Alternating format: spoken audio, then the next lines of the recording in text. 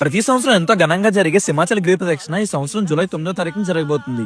అసలు ఈ గిరి ప్రదక్షిణ అంటే ఏంటి, ఎందుకు చేస్తారు? శ్రీ వరహ లక్ష్మీ నరసింహస్వామి వారు స్వయంగా వెలిచిన కొండ చుట్టూ భక్తులందరూ కాలినడకన 32 కిలోమీటర్ల ప్రదక్షిణ చేసుకుంటారు. పూర్వకాలంలో సంతానం లేని వారు గిరి చుట్టూ తిరిగితే సంతానం కలుగుతుందని భావించేవారు. అలా మొదలైన గిరి ప్రదక్షిణ ఇప్పుడు లక్షలాది మంది భక్తుల్లో నమ్మకం కల్పించింది.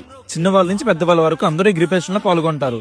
కేవలం వైజాగ్ వాసులే కాకుండా తెలంగాణ, కర్ణాటక, ఒడిశా, వెస్ట్ బెంగాల్, తమిళనాడు ఇలా వివిధ ప్రాంతాల నుంచి భక్తులందరూ గిరి ప్రదక్షిణ చేయడానికి వస్తారు.